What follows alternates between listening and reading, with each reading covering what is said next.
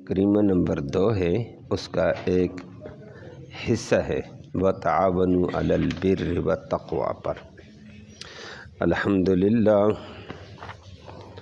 الحمدللہ عدد خلقہ ورضا نفسہ وزنۃ عرشہ ومداد کلماتہ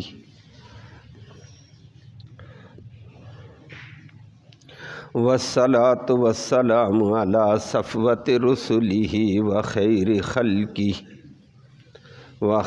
خلقہ محمد وآلہ وصحبہ۔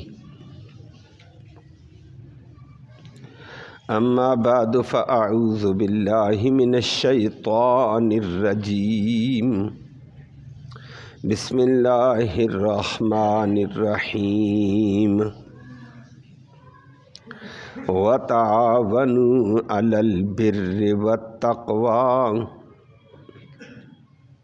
وَلَا تَعَاوَنُوا عَلَى الْإِثْمِ وَالْعُدْوَانِ وَاتَّقُوا اللَّهَ إِنَّ اللَّهَ شَدِيدُ الْعِقَابِ۔ صدق اللہ العلی العظیم وبلغنا رسولہ النبی الامی الکریم۔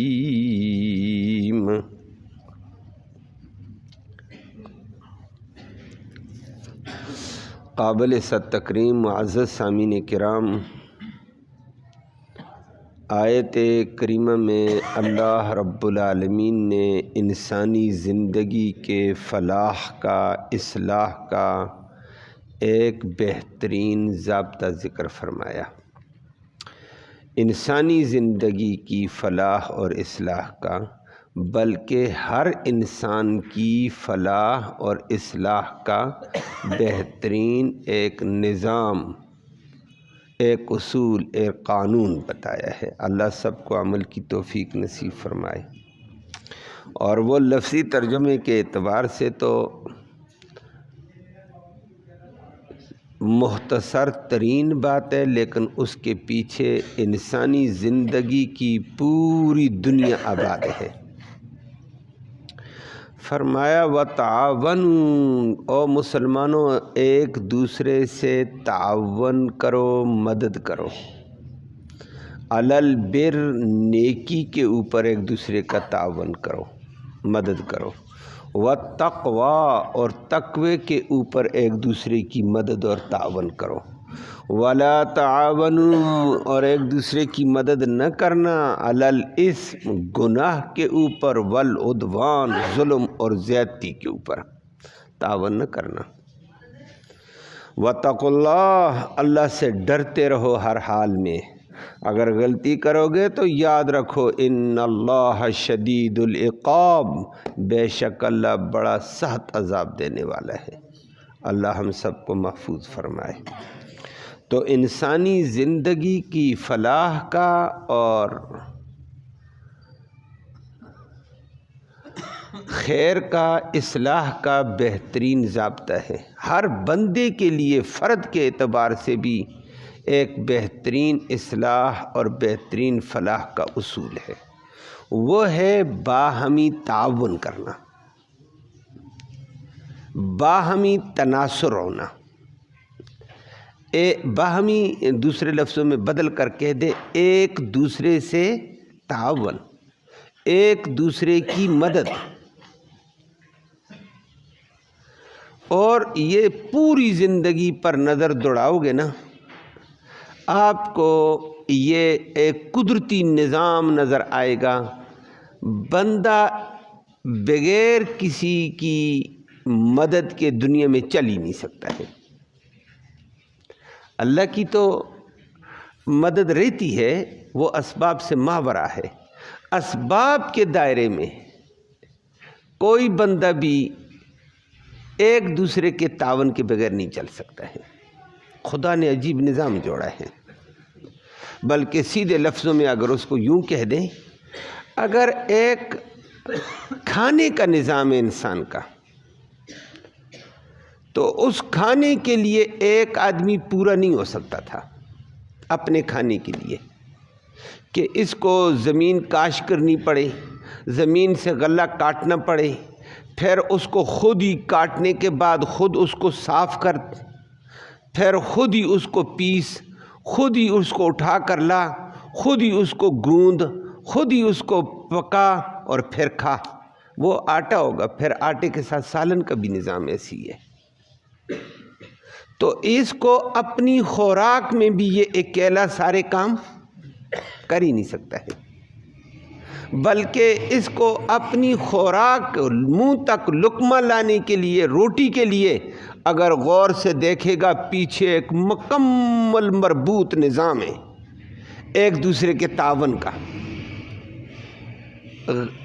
اناج زمین پہ بویا کس نے تھا؟ کاٹا کن مزدوروں نے ہے؟ تھریشر کون سے مزدوروں نے کیا؟ گندم، باجرہ، جو، چاول جو بھی لا کر آگے مارکیٹ تک کون لے کر آیا؟ مارکیٹ سے آگے چلتے ہوئے اس کو پسائی کس نے کی ہے؟ پسائی کے بعد دکان تک کون لے کر آیا؟ دکان کے بعد پھر آگے اس کو گوندنے میں کون کار فرما ہے؟ روٹی بنانے میں کون ہے؟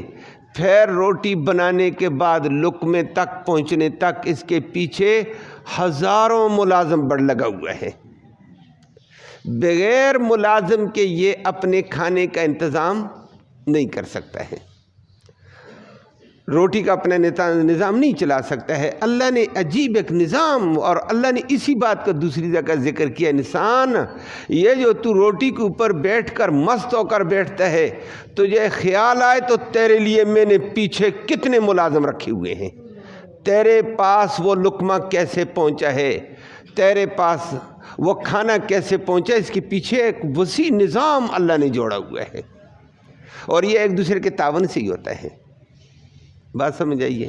یہی حال لباس سے لیا جائے، یہ داغا کیسے بنایا جائے، کہاں کون بنا سکتا ہے، پھر آگے اس کا بنانا، پھر اس کو درزی تک لانا، کاٹنا، خود سینا، خود پہننا، یہ مشکل کام تھا۔ اس کے کپڑے سے لے کر کہاں سے چلا کہاں تک، یہ اس کے گریبان میں جو کپڑا آیا یہ غور کرے گا، پیچھے پورا ایک سسٹم موجود ہے، پورا ایک نظام قدرت موجود ہے۔ اور جوتے تک ہے، جوتے کے لیے چمڑا کہاں سے خریدے، اور چمڑا خرید کر لائے، پھر اس کو کیسے دباغت دے، پھر اس کو دباغت دینے کے پاس کیسے کاٹے، پھر اس کی سلائی کیسے کرے، پھر اس کے لیے چیزیں کہاں سے فراہم کرے، اور پھر جوتا بن کر آئے اس کے پاؤں میں آئے، یہ پیچھے ایک پورا نظام ہے۔ اس کی خوراک کے پیچھے بھی اس کے لیے ہزاروں ملازم ہیں، اس کے کھانے کے لیے ملازم موجود ہیں، اس کے کپڑے میں ملازم موجود ہیں، اس کے جوتے تک کے لیے ملازم موجود ہیں۔ بلکہ دنیا کے کوئی کام کو شعبے کو لے لو، ہر ایک شعبے میں ایک دوسرے کا تعاون چلتا نظر آیا ہے، ایک دوسرے کا تعاون ہے، ایک دوسرے کے تعاون سے ہم چل رہے ہیں۔ ایک بندہ کیسے پورا کر سکتا ہے سارے کام کو؟ اور اللہ اکبر، یہ ایک وسیع نظام ہے۔ بظاہر تو ہمیں نظر آ جائے گا یہ فلاں سے ہو گیا، یہ فلاں سے، یہ فلاں مختصر بات ہو جائے گی، لیکن نہیں، پیچھے بڑی دنیا آباد ہے۔ اللہ نے پھر کیا کام کیا ہے؟ ایک دوسرے کا تعاون رکھ دیا، فرمایا ایک دوسرے کا تعاون کرنا پڑے گا، تبھی تو تمہیں چیزیں وجود میں آ رہی ہیں۔ تعاون تو ہے اور تناصر ہے، ایک دوسرے کی مدد ہے، مدد ہی کے ذریعے سے یہ چیزیں فراہم ہوتی ہیں۔ لیکن اللہ کہتا ہے یہ میری قدرت کا نظام بھی دیکھو۔ اللہ اکبر۔ اب دنیا میں بے شمار شعبے ہیں، ایک بندہ سارے شعبوں کو، ایک بندہ زندگی میں رہتا ہے وہ اپنی خوراک کا بھی انتظام کرے، ابتدا سے لے کر انتہا تک، اپنے کپڑے کا بھی انتظام کرے، اپنے جوتے کا بھی انتظام کرے، اپنے سالنے کا بھی انتظام کرے، اور ڈاکٹری کے شعبے میں جائے تو دوائی کا بھی خود انتظام کرے، خود سیکھے، خود دوائی بنائے، خود کھائے۔ کیسے ہو سکتا ہے؟ اس کو مکان کے رہن سہن کی ضرورت ہے، مکان اگر آ گیا تو یہ اس کے پیچھے بھی بڑی دنیا ہے۔ نہیں تو جناب مٹیریل خود پیدا کر، مٹیریل اٹھا کر لا، مٹیریل خود بنا کر سارے کام کر کے مکان بنانے تک یہ ختم ہو جائے گا، مکان نہیں بنے گا۔ اس کے مکان بنانے میں پیچھے دنیا آباد ہے۔ اللہ کہتا ہے میں نے انسان یہ ساری دنیا کی جتنی شعبوں کو لے لے. اللہ اکبر. اللہ دوسری جگہ ذکر کر کہتا ہے یہ دنیا کے بے شمار شعبے ہیں میں نے بنائے اور ایک دوسرے کے ساتھ تعاون میں جوڑے ہیں. اور ایسا تعاون جوڑا ہے نا, ایسا تعاون جوڑا ہے, اگر کوئی مالدار ہے تو مالدار کو ملازم کا محتاج بنا دیا. اس کو ملازم کی, نوکر کی, مزدور کی ضرورت ہے. اگر مزدور اور ملازم ہے تو اس کو اپنی تنہا کے لیے کہ مالدار کی ضرورت بنا دی, میں نے جوڑ دیا آپس میں. ایک دوسرے کا تعاون کرو. فلہذا نخرہ نہیں ہے دولت والا کہے میرا نخرہ میری دولت. ارے تیری دولت بھی کچھ نہیں ہے مزدور نہ ہوتا. اور مزدور کی محتاجی ادھر جوڑ دی ہے. گویا معاشرے کو ایک دوسرے کا محتاج کر کے آپس میں ربط جوڑ دیا ہے, تعلق جوڑ دیا اللہ نے. اور پھر مختلف شعبوں میں مختلف کام کرتے ہیں. اللہ اکبر. بڑی عجیب بات یہ ہے دنیا کے کتنے شعبے ہیں, وہ سارے شعبوں سے ہماری زندگی منسلک ہوتی ہے. ابھی میں نے 2-3 چیزوں کا نام لیا, بے شمار اور شعبے ہیں. ایک بندہ ان شعبوں کے اندر نہیں پورا کر سکتا, کر ہی نہیں سکتا, ایک کام نہیں کر سکتا ہے تو. لیکن اب شعبے بے شمار تھے. اللہ نے بے شمار شعبوں کے لیے بے شمار بندے پیدا کیے ہیں. ان بندوں کے اندر انہی شعبوں کی صلاحیت رکھی ہے. اور بندوں کی صلاحیت بندے کے اندر رکھ کر اللہ نے اس کے دماغ میں اسی کام کی, اسی شعبے کی رغبت ڈال دی ہے. والذی قدر فہدی. سبحان اللہ. اب ڈاکٹری کے شعبے کی ہمیں ضرورت تھی تو ڈاکٹری کی صلاحیت پیدا کرنے کے لیے ایک بندے میں صلاحیت ڈاکٹری والی ڈالی, اور ڈال کر اللہ نے اس کے دماغ میں ڈالا پڑھنے کے بعد میں ڈاکٹر بنوں گا. اچھا, اس کا دل ہی ادھر, دماغ ادھر مائل کر دیا, بن. دوسرے کے اندر آ گئی میں انجینئر بنوں گا. صلاحیت ہی اللہ نے انجینئر والی رکھی ہے, اور پھر اس کا دل بھی ادھر ہی راغب کر دیا ہے. کسی کے دل میں کیا رکھا, میں جناب من یہ بنوں گا, میں یہ بنوں گا, میں یہ بنوں گا. یہ تمام زندگی کے شعبے اللہ نے تقسیم کر کے بندوں میں صلاحیت رکھ کے بندوں کے دل میں اسی کام کی رغبت ڈال دی ہے. اب بہت سارے بچے پڑھ کر آتے ہیں اور زور لگاتے ہیں. کبھی کبھی ہم نے بھی دیکھا قوم بھی زور لگاتی ہے, ہمارے ہاں بھی ہوتا ہے, دوسری جگہوں میں بھی ہوتا ہے, اسکولوں میں بھی. ایک بندہ کہتا ہے جی میں نے بچے کو پڑھانا ہی ہے جی, اور پڑھتا نہیں ہے جی, بچہ حافظ بن کر ادھر ادھر کر گیا جی. اب وہ کہتا ہے میں یہ کروں گا جی, میں یہ کروں گا جی. اب اس کو زور لگا دیا جی, اب بے بس آ گئے جی. یہ اللہ نے اس کو پیدا جس شعبے کے لیے کیا نا, اس میں صلاحیت ہی اسی کی رکھی, اور اس کی رغبت بھی اس کے دماغ میں ڈال دی. اب وہ اس کو ہم زور دیتے ہیں یہ کام کر, وہ نہیں کرتا ہے. لڑائی کی کیا بات ہے بھائی, جو اس کو چھوڑو, یہ خدا کا قدرتی نظام ہے. ترغیب دے سکتے ہیں بھائی یہ کر یہ کر, باقی زور رب نے صلاحیت رکھ کر دماغ میں ڈال دیا یہ کرنا تیرے لیے یہ آسان ہے. اس کا دماغ ہی ادھر مائل ہو گیا. کالجز میں پڑھنے والے بے شمار آتے ہیں, لیکن بعد میں کوئی کہتا ہے میں ڈاکٹر بنوں گا, اس کو کہو نہ انجینئر بن, اس میں بڑا فائدہ. نہیں میں نہیں بنتا ہوں. لڑائی ہے نہ, ٹھیک ہے بھائی جا, تیری والذی قدر فہدی, اللہ نے رہنمائی کر دی ہے, ادھر جا. اور کسی کو اللہ نے دین کی طرف راغب کر دیا, تو ادھر جا, تیرے اندر اس کی صلاحیت ہے.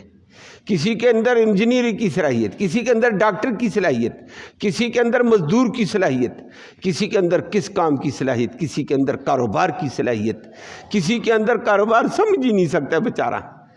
کیا کیا صلاحیتیں رکھ کر اللہ نے پوری دنیا میں انسانوں کو جوڑ کر آپس میں ایک دوسرے کے ساتھ محتاج بنا دیا کہ فرمایا ایک دوسرے کا تعاون کرو. انجینئر کو بھی بیچارے کو پیسوں کی ضرورت ہے, وہ مالدار کا محتاج ہو گیا. مالدار کو انجینئر کی ضرورت بنا دیا ہے. بندے کو ڈاکٹر کی ضرورت ہے, ڈاکٹر کو پیسوں کی ضرورت ہے, مجھے بھی پیسوں کی ضرورت ہے. ٹھیک ہے ڈاکٹر صاحب بیٹھ اور دوائیاں دے, تیرے اندر ہنر ہے ڈاکٹری کا, تو لوگوں کو علاج کی ضرورت ہے, تو علاج کر.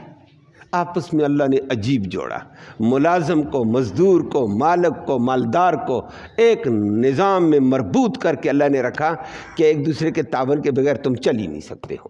تعاون ہے, باہمی تناصر ہے. اور اب بعض دفعہ خاندانوں میں یہ بات آ گئی ہے, پہلے تھا پہلے لوگ کہتے بھائی کا تعاون کرو، رشتہ دار کا تعاون کرو، پڑوسی کا تعاون کرو، لیکن آج کل کہتے نا میں اس کا کیوں تعاون کروں، نہ اس تعاون کے بغیر نہیں، تو بھائی کا تعاون نہیں کرے گا کسی اور جگہ تعاون ہوگا، تعاون کے بغیر نہ تو چل سکتا نہ بھائی چل سکتا ہے۔ کرتے کیوں نہیں رشتہ دار کا تعاون، پڑوسی کا تعاون کیوں نہیں کرتے ہو؟ تعاون ہے، بغیر تعاون کے نہیں ہے۔ اور اللہ اکبر، اللہ نے اس تعاون کو جوڑ کر آج ضابطہ بتایا کہ تعاون کرنا ہے، بھائی جو کہے اس کا تعاون کریں، رشتہ دار جو کہے اس کا تعاون کریں، میری پارٹی جو کہے میں اس کا تعاون کروں، میرا دوست جو کہے اس کا تعاون کروں۔ فرمایا نہ، یہ ظلم ہو جائے گا۔ تعاون ہے، باہمی تعاون ہے، لیکن وَتَعَاوَنُوا عَلَى الْبِرِّ وَالتَّقْوَى، تمہارے اختیار میں ہے تو پھر ایک دوسرے کا تعاون بر کے اوپر کرو، نیکی کے اوپر۔ اور نیکی کیا ہے؟ کسی کو خیر دینے کا نام بر ہے۔ کوئی نیکی کا کام کرتا ہے، کسی کو خیر دیتا ہے، اس میں تعاون کرو۔ وہ بھی خیر کا کام کرتا ہے، ساتھ اس کا تعاون کرو، زبانی تعاون کرو، ہاتھ کا تعاون کرو، مال کا تعاون کرو، اس کے ساتھ کھڑے ہو کر کام کا تعاون کرو، یہ تعاون نیکی میں۔ وَتَقْوَى، تقوی میں کیا ہے؟ فرمایا تقوی میں یہ ہے ترک منکرات، کوئی گناہ سے بچنا چاہتا ہے اس کا تعاون کرو، بھائی گناہ سے بچنا چاہتا ہے بچاؤ تم بھی۔ اور یہ ہے گویا کہ امر بالمعروف میں بھی اس کا تعاون کرو، نہی عن المنکر میں بھی تعاون، ترک منکرات میں بھی یہ تعاون کرو، اور ہر قسم کا تعاون نہ کرنا۔ اور نبی کریم صلی اللہ علیہ وسلم نے پھر اسی کو ذکر کر کے فرما دیا الدال علی الخیر کفاعلہ، ایک آدمی نیکی کا کام کرتا ہے، آپ صرف زبانی اس کی رہنمائی کرتے ہیں، ایسے کر ایسے کر ایسے کر، فرمایا یہ ایسے ہی کل قیامت کے دن ہوگا جیسے نیکی کرنے والے کو ثواب، بتانے والے کو پورا پورا ثواب ملے گا، تعاون کرنے والے کو پورا پورا ثواب ملے گا، زبانی تعاون کیا اس کا بھی پورا ثواب ملے گا۔ اور کئی موقعوں پر نبی کریم صلی اللہ علیہ وسلم ایک محتاج بندہ آ گیا تو تعاون کی ضرورت ہے، نبی کریم صلی اللہ علیہ وسلم چپ کہ میں محتاج ہوں جی، میں فلاں جگہ سفر کرنا چاہتا ہوں، مجھے سواری کی ضرورت ہے۔ اسلامی حکومت میں سواری بھی مہیا ہوتی ہے، ساری ضرورتیں پوری ہوتی تھیں۔ نبی چپ کہ بھائی میرے پاس اس وقت نہ بیت المال میں مال ہے، نہ میری دسترس میں ہے، سوچ میں پڑے ہوئے تھے۔ مجمع کے اندر ایک صحابی بھانپ گیا، اس نے کہا یا رسول اللہ الا ادلہ علی رجل، میں ایک ایسے آدمی کی رہنمائی اس کو کروں جس کے پاس یہ جائے گا وہ اس کا تعاون کر دے گا، مجھے پتہ ہے اس کے پاس ہے، ضرورت بھی پوری ہو جائے گی اور بندہ بھی ٹھیک ہے۔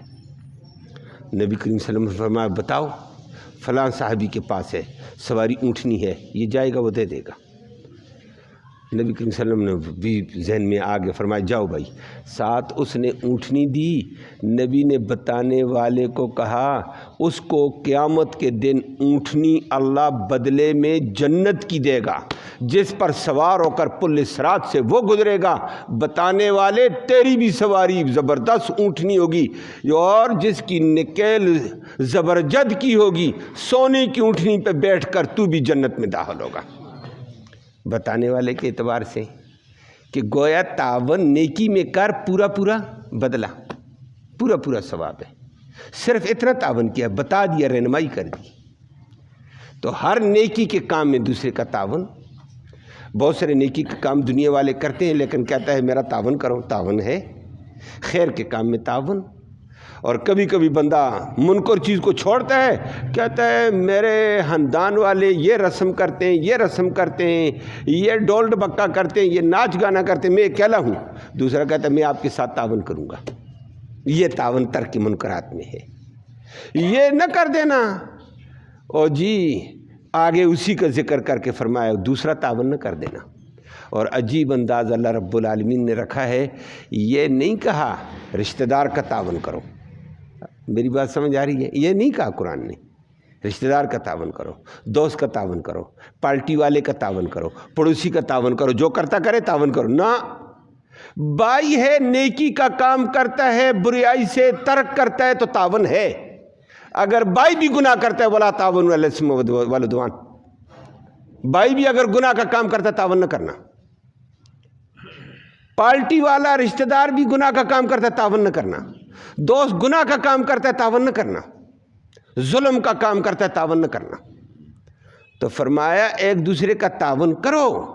اور قرآن نے عجیب ضابطہ ذکر کر کے بتا دیا، اپنا بھائی ہے، اپنا رشتہ دار ہے، اپنا دوست ہے، اپنی پارٹی والا ہے، جو کام کرے تعاون نہ. نیکی کا کام کرتے ہیں تو تعاون، اگر نیکی کا کام نہیں کرتے ہیں تو بھائی کا بھی تعاون نہ کرو، باپ کا بھی تعاون نہ کرو، رشتہ دار کا بھی تعاون نہ کرو، پارٹی کا بھی تعاون نہ کرو. لیکن آج کل ہم اندھی معاملے میں ہیں. کہتے ہیں چونکہ دوست یہ کرتا ہے میں ساتھ ہوں، چونکہ بھائی یہ کرتا ہے ساتھ ہوں، چونکہ میری پارٹی یہ کرتی ہے. اللہ اکبر، پارٹی ظلم کرتی تم بھی ظلم کرو گے. یہ نہیں ہے. وَتَعَاوَنُوا عَلَى الْإِثْمِ وَلَا تَعَاوَنُوا عَلَى الْإِثْمِ وَالْعُدْوَانِ. ظلم اور زیادتی کے اوپر تعاون نہ کرو. تجھے پتہ ہے میرا بھائی ظلم کر رہا ہے، کیوں تعاون کرتے اس کا؟ اور بہت سارے ظلموں میں ایک دوسرے کا تعاون چلتا ہے جس سے تباہی پھیلتی ہے. فرمایا ظلم کرنے والے کا اتنا ہی گناہ جتنا تعاون کرنے والے کا ہوگا، اس کے ساتھ چلنے والے کا ہوگا. اللہ اکبر. اور نبی کریم صلی اللہ علیہ وسلم نے فرمایا نیکی کرنے والے کے ساتھ کھڑے ہو جاؤ، اس کا حوصلہ بڑھ گیا، اس کا بھی تمہیں پورا پورا ثواب ملے گا اور اللہ کے ہاں ایک عظمت ملے گی. تو ضابطہ ذکر کر کے نبی کریم صلی اللہ علیہ وسلم نے فرمایا کہ بھائی کا فرمایا مدد لازم ہے ہر بندے کے اوپر. فرمایا النصر للمظلوم والظالم، کہ تم پہ لازم ہے ظالم کی بھی مدد کرو، مظلوم کی بھی کرو.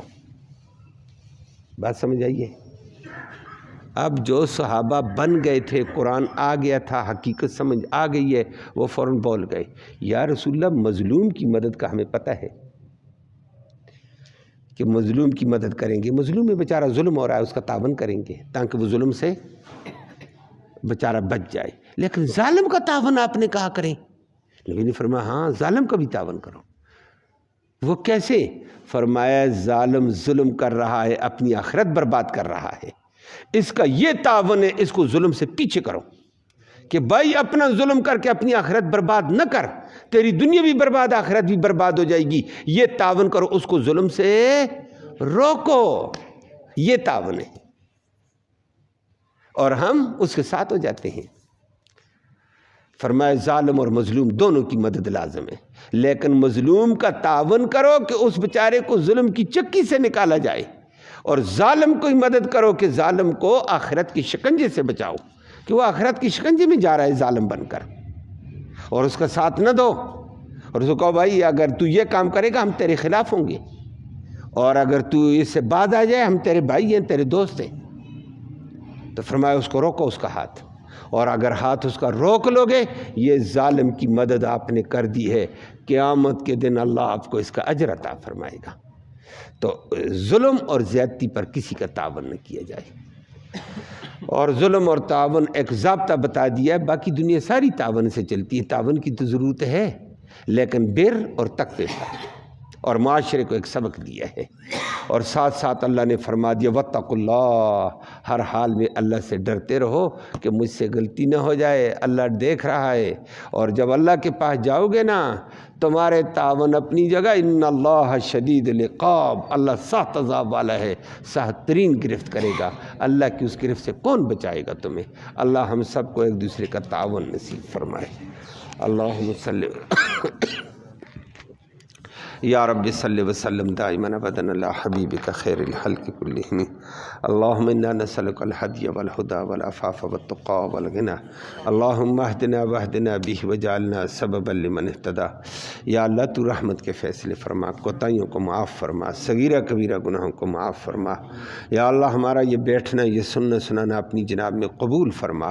اس سننے سنانے کا ایصال ثواب ہمارے اعزاء اقارب جو دنیا سے چل بسے ان کی روح کو توفیق کی شکل میں اس کا ثواب پہنچا، ان کی مغفرت فرما، ان کو جنت نصیب فرما، اس راستے کی ہمیں تیاری اور فکر نصیب فرما، نیکی کے کاموں میں ایک دوسرے کے ساتھ تعاون کی توفیق نصیب فرما، برے کاموں کے تعاون سے مدد سے اللہ تو ہم سب کو محفوظ فرما، امن نصیب فرما، سلامتی نصیب فرما، بیماروں کو اپنے فضل سے شفا نصیب فرما، اسپتالوں میں بیمار، گھروں میں بیمار، یا اللہ ان سب کو شفا نصیب فرما، ان کے علاج کو ان کی شفا کا ذریعہ فرما، رحم کا معاملہ ان سے فرما، کرم کے فیصلے فرما، یا اللہ فلسطین کے مسلمانوں کی مدد و نصرت فرما دے، اور جہاں کہیں مجبور و مقہور مسلمان مظلوم ہیں یا اللہ ان کی مدد کے فیصلے فرما، ان کو قہر اور جبر سے نجات نصیب فرما، ظالموں کو اپنی گرفت میں گرفتار فرما۔